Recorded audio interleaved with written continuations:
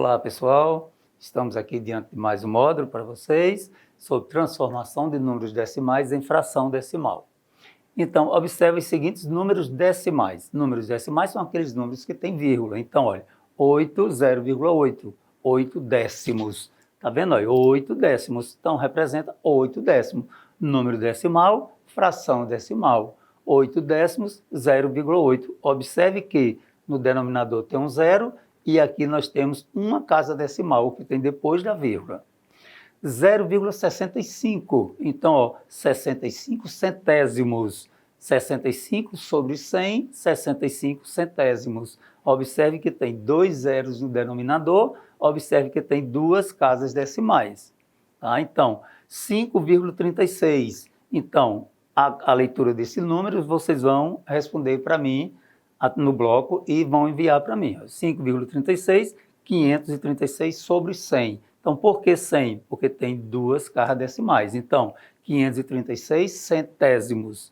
Aqui, 0,047, ó, 47 sobre 1000. 47 milésimos. 3 casas decimais, 3 casas decimais. Está vendo aí? 3 zeros, 3 representa as 3 casas decimais.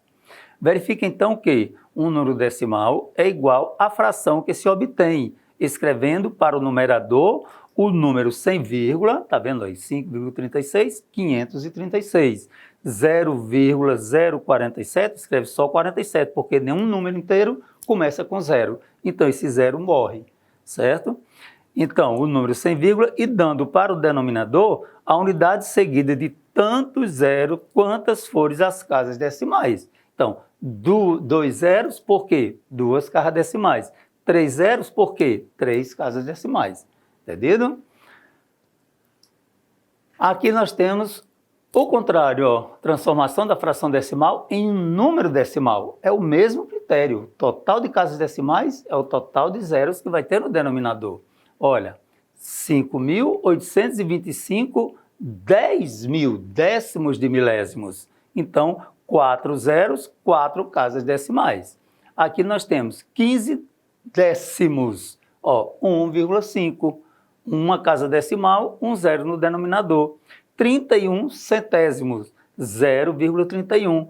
2 zeros, 2 casas decimais. Sempre a quantidade de casas decimais que tem o número vai ser a quantidade de zeros que vai ter no denominador da fração. Lembrando que casas decimais é o que vem depois da vírgula. Antes da vírgula nós temos a parte inteira. Depois da vírgula nós temos a parte decimal do número. Podemos concluir então que, para se transformar uma fração decimal em número decimal, basta dar ao numerador tantas casas decimais quantos forem os zeros do denominador. Perfeito? Aqui nós analisamos nosso conteúdo de fração decimal.